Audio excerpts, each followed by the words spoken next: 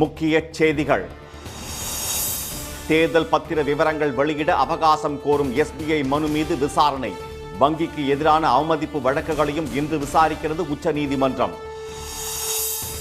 புதிய தேர்தல் ஆணையர்கள் நியமன விவகாரம். பிரதமர் தலைமையில் 15ஆம் தேதி ஆலோசனை. மேற்கு வங்கத்தில் 42 தொகுதிகளுக்கும் வேட்பாளர்களை அறிவித்தார் மம்தா பானர்ஜி. ஜார்க்கண்டில் இந்தியா கூட்டணியில் இருந்து விலகி இந்திய கம்யூனிஸ்ட் தனித்து போட்டி.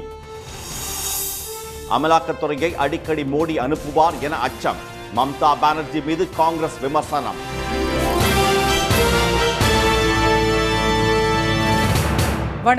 வணக்கம். தேர்தல் பத்திரங்கள் தொடர்பான விவரங்களை வெளியிட அவகாசம் கோரிய பாரத ஸ்டேட் வங்கியின் மனுவும் அந்த வங்கிக்கு எதிரான நீதிமன்ற அவமதிப்பு வழக்கும் உச்ச நீதிமன்றத்தில் இன்று விசாரணைக்கு வருகின்றன. தேர்தல் நிதி பத்திரங்கள் சட்டவிரோதமானது என்று தாக்கல் செய்யப்பட்ட மனுவை விசாரித்த உச்ச நீதிமன்றம் அவற்றை தடை செய்வதாக கடந்த மாதம் 15ஆம் தேதி அதிரடி தீர்ப்பு வழங்கியது. தேர்தல் பத்திரங்கள் ஊழலுக்கு வழிவகுக்கும் என்ற உச்ச நீதிமன்றம் அது தொடர்பான விவரங்களை வெளியிட பாரத ஸ்டேட் வங்கிக்கு மார்ச் 6ஆம் தேதி வரை அவகாசம் வழங்கியது. அதற்குள் தேர்தல் ஆணையத்திடமும் விவரங்களை வழங்க வேண்டும் என்றும் அந்த விவரங்களை மார்ச் 13ஆம் தேதிக்குள் இணையதளத்தில் தேர்தல் ஆணையம் பதிவேற்றம் செய்ய வேண்டும் என்றும் உச்ச நீதிமன்றம் உத்தரவிட்டிருந்தது. இதனிடையே தேர்தல் பத்திரங்கள் தொடர்பான ஆவணங்களை தேர்தல் ஆணையத்திடம் வழங்க ஜூன் 30ஆம் தேதி வரை கூடுதல் அவகாசம் வழங்க வேண்டும் என்று எஸ்பிஐ வங்கி தரப்பில் உச்ச நீதிமன்றத்தில் கோரிக்கை விடுக்கப்பட்டது.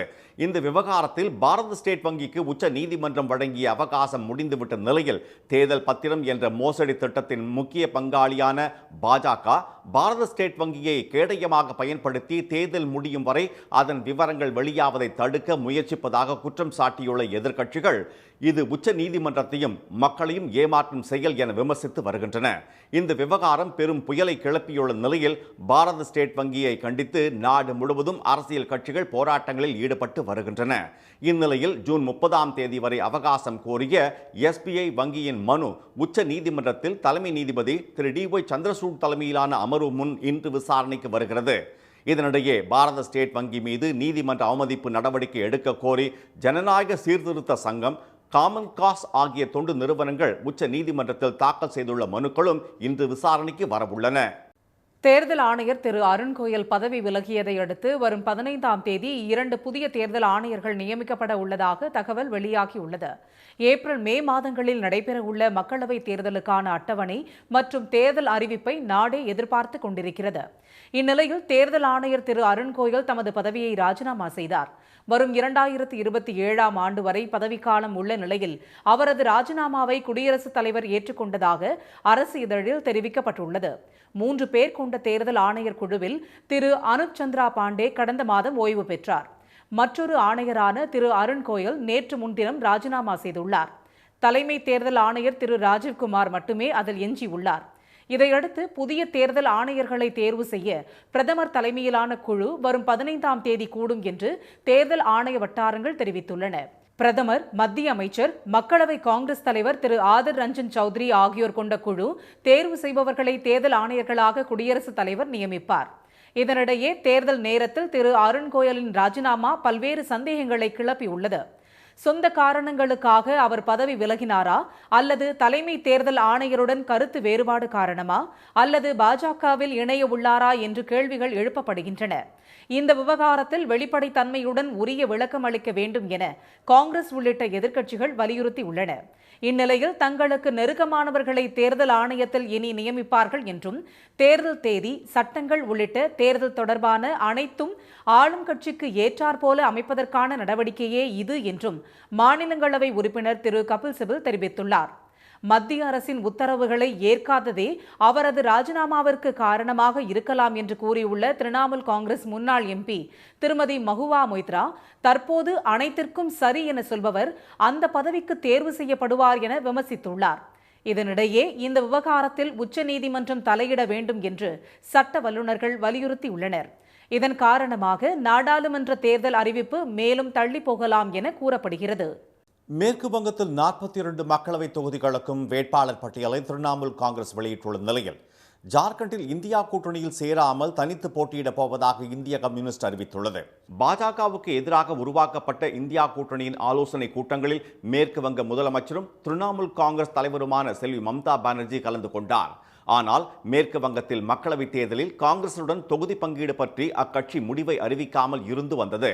இந்நிலையில் கொல்கத்தாவில் நேற்று தேர்தல் பிரச்சாரத்தை தொடங்கிய செல்வி மம்தா பானர்ஜி ஆயிரக்கணக்கானோர் கூடியிருந்த கூட்டத்தில் மாநிலத்தின் 42 மக்களவை தொகுதிகளுக்கும் வேட்பாளர்களை அறிமுகப்படுத்தினார். மக்களவையில் இருந்து தகுதி நீக்கம் செய்யப்பட்ட திருமதி மஹுவா மொய்த்ரா கிருஷ்ணா நகர் தொகுதியில் போட்டியிடுகிறார். மேற்கு வங்க காங்கிரஸ் கமிட்டி தலைவர் திரு ஆதிர் ரஞ்சன் சௌத்ரி வழக்கமாக போட்டியிடும் பெஹராம்பூரில் முன்னாள் கிரிக்கெட் வீரர் யூசுப் பத்தான் நிறுத்தப்பட்டுள்ளார். அசன்சால் தொகுதியில் நடிகர் சத்ருன் சின்ஹா போட்டியிடுகிறார். வேட்பாளர்கள் அறிமுக கூட்டத்தில் பேசிய செல்வி மம்தா பானர்ஜி அசாம், உத்தரப்பிரதேச மாநிலங்களிலும் தமது கட்சி போட்டியிடும் என்று கூறினார். கடந்த மாதம் வன்முறை நடந்த சந்தோஷ் காலிக்கு சென்ற பாஜக தலைவர்களை தடுத்து நிறுத்திய சீக்கிய காவல்துறை அதிகாரியை அவர்கள் காலிஸ்தான் தீவிரவாதி என்று கூறியதை அவர் நினைவுபடுத்தினார். 3 தினங்களுக்கு முன் டெல்லியில் தொழுகையில் ஈடுபட்டிருந்தவர்களை காவல்துறை அதிகாரி ஒருவர் உதைத்த சம்பவத்தையும் செல்வி மம்தா பானர்ஜி குறிப்பிட்டார். தலைப்பாகை அணிந்தவர்களை காலிஸ்தானி என்றும் முஸ்லிம்களை பாகிஸ்தானி என்றும் பாஜக தலைவர்கள் அழைப்பதாக அவர் குற்றம் சாட்டினார். पंजाबी ब्रिगेड नहीं, सिख ब्रिगेड नहीं है, तो क्यों वो पगड़ी पड़ते हैं? इसी के लिए पंजाबी को खालिस्तान नाम पे पुकारता है और मुस्लिम को पाकिस्तानी नाम से पुकारता है. இதனிடையே இந்தியா கூட்டணியில் இடம்பெற்றுள்ள இந்திய கம்யூனிஸ்ட் கட்சி ஜார்க்கண்ட் மாநிலத்தில் தனித்து போட்டியிடுவதாக அறிவித்துள்ளது. அக்கட்சியின் மாநில செயலாளர் திரு மகேந்திர பதக் தொகுதி பங்கீடு குறித்து காங்கிரஸ் இன்னும் பேசாததால் தனியாக போட்டியிட முடிவு செய்துள்ளதாக கூறினார். 14 மக்களவை தொகுதிகளில் 8 வேட்பாளர்கள் நிறுத்தப்படுவார்கள் என்று அவர் தெரிவித்தார். இந்த முடிவு இந்திய கம்யூனிஸ்ட் கட்சியில் கட்டுப்பாடு குறித்த கேள்வியை எழுப்புவதாக ஆளும் கூட்டணிக்கு தலைமை வகிக்கும் ஜார்க்கண்ட் முக்தி மோர்ச்சா விமர்சித்துள்ளது. பிரதமர் திரு மோடி மீதான அச்சத்தாலேயே இந்தியா கூட்டணியில் இருந்து விலக செல்வி மம்தா முடிவெடுத்துள்ளதாக காங்கிரஸ் விமர்சித்துள்ளது. மேற்கு வங்கத்தில் 42 மக்களவை தொகுதிகளுக்கும் செல்வி மம்தா வேட்பாளர்களை அறிவித்தது பற்றி கருத்து தெரிவித்த மாநில காங்கிரஸ் கமிட்டி தலைவர் திரு ஆதிர் ரஞ்சன் சௌத்ரி, இந்தியா கூட்டணியில் நீடித்தால் திரு மோடியை எதிர்க்க வேண்டியிருக்கும் என்றும் அதனால் அவர் சிபிஐ மற்றும் அமலாக்கத்துறையை மீண்டும் மீண்டும் அனுப்பிக் கொண்டே இருப்பார் என்றும் செல்வி மம்தா பானர்ஜி அஞ்சுவதாக தெரிவித்தார். பிரதமர் திரு மோடி அதிருப்தி அடைவதை தவிர்க்க அவர் இந்தியா கூட்டணியில் இருந்து விலகி இருப்பதாக திரு ஆதிர் ரஞ்சன் சௌத்ரி கூறினார். திரிணாமுல் காங்கிரசுக்கு என்ன அழுத்தம் இருந்தது என்று தெரியவில்லை என்று கூறியுள்ள காங்கிரஸ் பொதுச் செயலாளர் திரு ஜெய்ராம் ரமேஷ், மேற்கு வங்கத்தில் இந்தியா கூட்டணியை வலுப்படுத்த காங்கிரஸ் விரும்புவதாக தெரிவித்துள்ளார். தனியாக வேட்பாளர்களை அறிவித்திருக்க கூடாது என்று கூறியுள்ள அவர், மரியாதைக்குரிய எண்ணிக்கையில் தொகுதி பங்கீட்டை பேச்சுவார்த்தை மூலம் முடிவு செய்ய வேண்டும் என்று காங்கிரஸ் கூறி வந்திருப்பதாக சுட்டிக்காட்டினார். நாடாளுமன்ற தேர்தலில் பாஜகவுடன் தொகுதி பங்கீடு விரைவில் முடிவடையும் என்று முன்னாள் முதலமைச்சர் திரு ஓ பன்னீர்செல்வம் தெரிவித்துள்ளார். நடைபெறவுள்ள தேர்தலில் அதிமுக தொண்டர்கள் உரிமை மீட்பு குழு சார்பில் போட்டியிட விருப்ப மனு அளித்தவர்களிடம் சென்னையில் அவரது தலைமையில் நேர்காணல் நடைபெற்றது. இதனிடையே தேர்தல் கூட்டணி தொடர்பாக கிண்டியில் உள்ள தனியார் விடுதியில் பன்னீர்செல்வம் அணியினருடன் பாஜக பேச்சுவார்த்தை நடத்தியது. இதில் திரு பன்னீர்செல்வத்துடன் திரு வைத்திலிங்கம், திரு மனோஜ் பாண்டியன், திரு ஜேசிடி பிரபாகரன் உள்ளிட்டோரும், பாஜக தரப்பில் மத்திய அமைச்சர் திரு எல் முருகன், திரு கிஷன் ஷெட்டி, மாநில தலைவர் திரு அண்ணாமலை ஆகியோரும் பங்கேற்றனர். பேச்சுவார்த்தைக்கு பின்னர் செய்தியாளர்களிடம் பேசிய திரு பன்னீர்செல்வம் விரைவில் நல்ல முடிவு எட்டப்படும் என்று கூறினார். அமமுக உள்ளிட்ட கட்சிகளுடன் பாஜக பேச்சுவார்த்தை நடத்தவிருப்பதாகவும் அவர் தெரிவித்தார். பாரதிய ஜனதா கட்சியுடன் தேர்தல் கால கூட்டணி குறித்து பேச்சுவார்த்தை சுமூகமாக நடைபெற்றது. நாங்கள் தனியாக அமைப்பை நடத்தி கொண்டிருக்கின்றோம். டிடிவி தினகரன் அவர்களும் சார் அவர்களும் தனியாக ஒரு கட்சி, அரசியல் கட்சி நடத்தி கொண்டிருக்கிறார்கள். அவர்களையும் கூட்டுக்குள் அழைத்து பேசுவதாக இருக்கிறார்கள். கூட்டணியில் களமிறங்க விரும்பும் தொகுதி குறித்து தெரிவித்ததாகவும் மற்ற கட்சிகளுடன் பேச்சு நடத்திவிட்டு சொல்வதாக பாஜக தரப்பில் தெரிவிக்கப்பட்டதாகவும் திரு பன்னீர்செல்வம் கூறினார். மேட்டுப்பாளையத்தில் இருந்து உதகைக்கு சிறப்பு மலை ரயில் இம்மாதம் 29ஆம் தேதியில் இருந்து இயக்கப்பட உள்ளதற்கு சுற்றுலா பயணிகள் மகிழ்ச்சியுடன் வரவேற்பு தெரிவித்துள்ளனர். உதகைக்கு சுற்றுலா செல்லும் பயணிகள் மேட்டுப்பாளையத்தில் இருந்து உதகைக்கு மலை ரயிலில் பயணம் செய்ய பெரிதும் விரும்புகின்றனர். தினமும் காலை 7:10 மணிக்கு மேட்டுப்பாளையத்தில் இருந்து புறப்படும் மலை ரயில் முற்பகல் 11:55 மணிக்கு உதகையை சென்றடைகிறது. பின்னர் அங்கிருந்து மேட்டுப்பாளையத்திற்கு திரும்பி வருகிறது. மலைப்பாதைகளில் இயற்கையை ரசித்தபடி செல்லும் இந்த பயணத்திற்காகவே வெளி மாநிலங்கள், வெளிநாடுகளில் இருந்தும் ஏராளமானோர் உதகைக்கு வருகின்றனர். இந்நிலையில் ஏற்கனவே இயக்கப்பட்டு வரும் மலை ரயில்களுடன் கோடை சீசனுக்காக சிறப்பு மலை ரயில்களும் அறிவிக்கப்பட்டுள்ளன. இம்மாதம் 29ஆம் தேதி முதல் ஜூலை 1ஆம் தேதி வரை வாரந்தோறும் வெள்ளி முதல் திங்கள் வரை 4 நாட்களுக்கு சிறப்பு மலை ரயில் இயக்க தெற்கு ரயில்வேயின் சேலம் கோட்டம் முடிவு செய்துள்ளது. இதற்கு பயணிகள் வரவேற்பு தெரிவித்துள்ளனர். ட்ரெயின் வந்து ரொம்ப லிமிட்டடா இருக்கு, சீட் வந்து சீக்கிரமா புக் ஆயிடுது. ஸோ அதனால நிறைய பேரோட வர முடியல. இன்னும் நிறைய ட்ரெயின் விட்டாங்கன்னா இன்னும் நிறைய மெம்பர்ஸ் வரலாம். ஸோ ஊட்டியை சுற்றி பார்க்கறதுக்கு இன்னும் நிறைய விசிட்டர்ஸ் வருவாங்க. ஸோ அதனால இன்னும் நிறைய பேர் வந்து ட்ரெயினில் ஏற முடியும். ஏன்னா லீவ் கிடைக்கிறதே வந்து கொஞ்சம் தான். ஸோ அந்த டைமில் வந்து எங்களுக்கு சீட்டு கிடைக்கலன்னா ஸோ இன்னும் வந்து போஸ்ட் பண்ணிட்டே இருக்கு ஒரு வருஷமும். மேட்டுப்பாளையத்தில் இருந்து உதகைக்கு வெள்ளி சனிக்கிழமைகளில் காலை 9:10 மணிக்கு சிறப்பு மலை ரயில் இயக்கப்பட உள்ளது. உதகையில் இருந்து மேட்டுப்பாளையத்திற்கு சனி ஞாயிற்றுக்கிழமைகளில் காலை 11:25 மணிக்கு சிறப்பு ரயில் இயக்கப்பட உள்ளது. அதேபோல் உதகை கேத்தி இடையே வெள்ளி முதல் திங்கள் வரை காலை 9:45, 11:30 மற்றும் பிற்பகல் 3 மணிக்கு சுற்றுலா சிறப்பு ரயில் இயக்கப்படும் என சேலம் ரயில்வே கோட்டம் தெரிவித்துள்ளது. வேலூர் அருகே நடைபெற்ற பாஜக கூட்டத்தில் உணவருந்து சென்ற நிர்வாகிகள் தடுக்கப்பட்டதால் வாக்குவாதம் காரணமாக சலசலப்பு ஏற்பட்டது. வேலூர் அடுத்த ரங்காபுரத்தில் உள்ள ஒரு மண்டபத்தில் பாஜக நாடாளுமன்ற தொகுதி பொறுப்பாளர்கள் கூட்டம் ஏற்பாடு செய்யப்பட்டிருந்தது. இதற்கு சிறப்பு அழைப்பாளரான மத்திய பிரதேச முன்னாள் முதலமைச்சரும் கட்சியின் தேசிய துணைத் தலைவருமான திரு சிவராஜ் சிங் சௌஹான் வர தாமதமானது. இந்நிலையில் கட்சி நிர்வாகிகள் மதிய உணவு அருந்த சென்றனர். ஆனால் சாப்பிடத்தான் வந்தீர்களா என்று ஒலிபெருக்கியில் நிர்வாகி ஒருவர் கடிந்து கொண்டதால் கூட்டத்துக்கு வந்தவர்கள் ஆத்திரமடைந்து கூச்சல் எழுப்பினர்.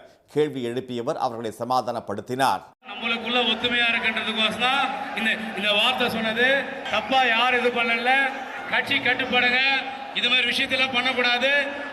உணவு கூடத்தை பூட்டி வைத்து தங்களை அவமானப்படுத்தியதாக சில பாஜக நிர்வாகிகள் குற்றம் சாட்டினர். மேலும் நீரிழிவு தொல்லை உள்ளவர்கள் சரியான நேரத்தில் சாப்பிட முடியாமல் அவதிப்பட்டதாகவும் அவர்கள் கூறினர். நாகை மாவட்டம் நாகூரில் 2.5 ஆண்டுகளாக பழைய காரிலேயே வசித்து வரும் 84 வயது முதியவருக்கு மாவட்ட நிர்வாகம் உதவ வேண்டும் என அப்பகுதி மக்கள் கோரியுள்ளனர். 1940ஆம் ஆண்டு பிறந்த குப்புசாமி என்ற அவர் குடும்ப வறுமை காரணமாக திருமணம் செய்து கொள்ளாமல் தனித்து விடப்பட்டவர் என்று கூறப்படுகிறது. சில இடங்களில் வேலை பார்த்த அவர் வயது முதிர்ந்த நிலையில் ஆதரவின்றி சாலையோரத்திலும் குப்பை மேட்டிலும் தங்கியிருந்திருக்கிறார். பட்டறை அருகே பஞ்சர் கடை வைத்துள்ள செந்தில் என்பவர் ஒரு பழுதடைந்த காரில் அந்த முதியவரை தங்க வைத்து உதவியுள்ளார்.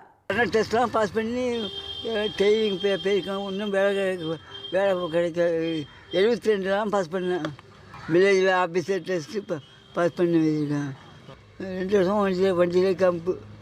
கல்வி அறிவு பெற்றதுடன் உழைத்து வாழ்ந்து வந்தவர் முதிய வயதில் ஆதரவின்றி துன்பப்படுவதாக அப்பகுதி மக்கள் தெரிவித்தனர். 2 வருஷத்துக்கு முன்னாடி ஒரு மரவாடியில் பணிபுரிஞ்சுக்கிட்டு இருந்தாங்க. இவங்க அந்த மரவாடி காலி பண்ணி அவங்க உடம்பு முடியாமல் ஒரு இறந்தனால மண்டப மேனேஜராக ஒரு இடத்துல பணிபுரிஞ்சுக்கிட்டு இருந்தாங்க. நல்லா படித்தும் இருக்கார் இவர். தெருக்கு அவங்க மூலியமாக நாங்கள் ஒரு சாப்பாடு தண்ணி கொடுத்து இப்போ ஹெல்ப் பண்ணிகிட்டு இருக்கோம். அக்கம் பக்கத்தில் உள்ளவர்களும் கடை வைத்திருப்பவர்களும் முதியவருக்கு உணவு கொடுத்து உதவி வருகின்றனர். பள்ளி செல்லும் சிறுவர்கள் விளையாட்டுத்தனமாக கல்லறிவது ஒரு தொல்லையாக இருப்பதாக கூறிய அவர்கள் குப்புசாமியை முதியோர் இல்லத்தில் சேர்த்து மருத்துவ உதவி வழங்க மாவட்ட நிர்வாகம் நடவடிக்கை எடுக்க வேண்டும் என்று கோரிக்கை விடுத்தனர். திருச்சி மாவட்டம் முசிறி அருகே நடைபெற்ற சூரியன் பண்பலை வானொலி சார்பில் நடத்தப்பட்ட ஓவியப் போட்டியில் பள்ளி குழந்தைகள் பங்கேற்று தங்கள் திறமைகளை வெளிப்படுத்தினர். தொட்டியத்தில் உள்ள பள்ளி வளாகத்தில் வர்ணஜாலம் என்னும் தலைப்பில் இந்த ஓவியப் போட்டி நடைபெற்றது. இதில் அரசு மற்றும் தனியார் பள்ளி மாணவர்கள் 1000க்கும் மேற்பட்டோர் ஆர்வமுடன் பங்கேற்றனர். சுற்றுச்சூழல், சுகாதாரம், தேசப்பற்று உள்ளிட்ட பல்வேறு தலைப்புகளில் குழந்தைகள் அழகு மிளிர தங்கள் கைவண்ணத்தில் ஓவியங்களை வரைந்தனர். வயது வாரியாக நடத்தப்பட்ட போட்டியில் வெற்றி பெற்றவர்களுக்கு பரிசு மற்றும் சான்றிதழ்கள் வழங்கப்பட்டன. ஓவியப் போட்டியில் பங்கேற்றது தங்களுக்கு மிகுந்த உற்சாகத்தை ஏற்படுத்தியதாக மாணவர்கள் தெரிவித்தனர். தமிழ்நாட்டின் பல்வேறு பகுதிகளில் மயான கொள்ளை உற்சவம் விமரிசையாக நடைபெற்றது. மாசி மாத அமாவாசை தினத்தன்று அங்காள பரமேஸ்வரி கோயில்களில் மயான கொள்ளை நடைபெறுவது வழக்கம். திருத்தணி அடுத்த திருவாலங்காடு அங்காள பரமேஸ்வரி அம்மன் ஆலயத்தில் நடைபெற்ற மயான கொள்ளை நிகழ்வில் ஆயிரக்கணக்கானோர் குவிந்தனர். அம்மன் மீது பெண்கள் எலுமிச்சம்பழம், கொழுக்கட்டை மற்றும் தானிய வகைகளை வீசி நேர்த்திக்கடன் செலுத்தினர். இளைஞர்கள் பல்வேறு வேடங்கள் அணிந்து வேண்டுதல்களை நிறைவேற்றினர். சென்னை திருவொற்றியூர் அங்காளம்மன் கோயிலில் ஆடு மற்றும் கோழி இறைச்சி, மீன், கருவாடு, முட்டை என அம்மனுக்கு அசைவ விருந்து படைத்து ஏராளமானோர் தரிசனம் செய்தனர். அப்போது உடுக்கை, பம்பை முழங்க நடனமாடிய பெண்கள் பூஜை செய்து உணவுப் பொருட்களை சூறையிட்டனர். சேலத்தில் உள்ள அங்காளம்மன் கோவில்களில் மயான கொள்ளை உற்சவம் விமர்சையாக நடைபெற்றது. அங்காளம்மன் மற்றும் காளி வேடம் அணிந்த பக்தர்கள் ஆடியபடி ஊர்வலமாக வந்தனர். காய்கறிகள், கீரை உள்ளிட்டவற்றை அம்மன் மீது வீசி பக்தர்கள் வேண்டுதலை நிறைவேற்றினர். கள்ளக்குறிச்சி மாவட்டம் வடக்கநந்தல் கிராமத்தில் நடைபெற்ற மயான கொள்ளை விழாவில் காட்டேரி, பத்ரகாளி, பிடாரி அம்மன் உள்ளிட்ட வேடங்களை அணிந்த பக்தர்கள் ஊர்வலமாக சென்று நேர்த்திக்கடனை நிறைவேற்றினர். இதில் பங்கேற்றவர்கள் சூறையிடப்பட்ட உணவுகளை போட்டி போட்டு எடுத்துச் சென்றனர். நாமக்கல் மண்டலத்தில் கடந்த 10 நாட்களில் முட்டை கொள்முதல் விலை ₹1.20 குறைந்துள்ளதால் பண்ணையாளர்கள் கவலையடைந்துள்ளனர். தமிழகத்தின் முட்டை உற்பத்தி கேந்திரமாக விளங்கும் நாமக்கல் மாவட்டத்தில் 1000க்கும் மேற்பட்ட கோழி பண்ணைகள் உள்ளன. இவற்றின் மூலம் நாள்தோறும் 5.5 கோடி முட்டைகள் உற்பத்தியாகின்றன. மொத்த உற்பத்தியில் 40% முட்டைகள் கேரளாவுக்கும், தினசரி 30 லட்சம் முட்டைகள் வெளிநாடுகளுக்கும் ஏற்றுமதி ஆகின்றன. நாமக்கல்லில் முட்டை கொள்முதல் விலை ₹4.60 இருந்து வந்தது. இந்நிலையில் நேற்று நடந்த தேசிய முட்டை ஒருங்கிணைப்பு குழு கூட்டத்தில் அதனை அதிரடியாக 20 காசுகள் குறைக்க முடிவு செய்யப்பட்டது. இதனால் முட்டை கொள்முதல் விலை ₹4.40 சரிவடைந்தது. முட்டையின் நுகர்வும் விற்பனையும் குறைய தொடங்கியதுடன் பிற மண்டலங்களிலும் முட்டை விலை சரிந்து வருகிறது. கறிக்கோழி கிலோ ₹103க்கு விற்பனை செய்யப்பட்டு வந்த நிலையில் பல்லடத்தில் நடந்த கறிக்கோழி ஒருங்கிணைப்பு குழு கூட்டத்தில் அதன் விலையை கிலோவுக்கு ₹10 குறைக்க முடிவு செய்யப்பட்டது. எனவே கறிக்கோழி விலை கிலோ ₹93 சரிவடைந்துள்ளது. முட்டைக்கோழி கிலோ ₹83க்கு விற்பனை செய்யப்பட்டு வந்தது. அதன் விலையும் கிலோவுக்கு ₹1 குறைக்கப்பட்டுள்ளது. பட்டுக்கோட்டை அருகே நூற்றுக்கணக்கான பெண்கள் திரையிசை பாடல்களுக்கு கோலாட்டம் ஆடியது பார்வையாளர்களை வெகுவாக கவர்ந்தது. நடுவிக்கோட்டை நாடியம்மன் கோயில் மண்டல பூஜை நிறைவை ஒட்டி இந்த கலை நிகழ்ச்சி ஏற்பாடு செய்யப்பட்டிருந்தது. இதில் சுமார் 300 பெண்கள் சீருடை போல ஒரே மாதிரியான சேலை அணிந்து கோலாட்டம் ஆடினர். 2 மணி நேரம் நடைபெற்ற நிகழ்ச்சியில் 20க்கும் மேற்பட்ட பாடல்களுக்கு பெண்கள் சோர்வு அடையாமல் உற்சாகமாக நடனமாடினர். கொங்கு மண்டலத்தில் நடத்தப்படும் வள்ளி கும்மியாட்டம் போல் டெல்டா பகுதியில் முதல் முறையாக இந்த கலை நிகழ்ச்சி நடத்தப்பட்டதை ஏராளமானோர் கண்டு ரசித்தனர். மீண்டும் முக்கிய செய்திகள். தேர்தல் பத்திர விவரங்களை வெளியிட அவகாசம் கோரிய பாரத ஸ்டேட் வங்கியின் மனுவும் அந்த வங்கிக்கு எதிரான நீதிமன்ற அவமதிப்பு வழக்கும் உச்சநீதிமன்றத்தில் இன்று விசாரணைக்கு வருகின்றன. தேர்தல் ஆணையர் அருண்கோயல் பதவி விலகியதை அடுத்து வரும் 15ஆம் தேதி 2 புதிய ஆணையர்கள் நியமிக்கப்பட உள்ளதாக தகவல் வெளியாகியுள்ளது. மேற்கு வங்கத்தில் 42 தொகுதிகளுக்கும் திரிணாமுல் காங்கிரஸ் வேட்பாளர் பட்டியலை மம்தா பானர்ஜி வெளியிட்டுள்ள நிலையில் ஜார்க்கண்டில் தனித்து போட்டியிடப் போவதாக இந்திய கம்யூனிஸ்ட் அறிவித்துள்ளது. இத்துடன் இந்த செய்திகள் நிறைவடைகின்றன. மீண்டும் சன் டிவியில் செய்திகள் மாலை 6 மணிக்கு. செய்திகளை உடனுக்குடன் தெரிந்து கொள்ள சன் நியூஸ் தொலைக்காட்சியை பாருங்கள். வணக்கம். வணக்கம்.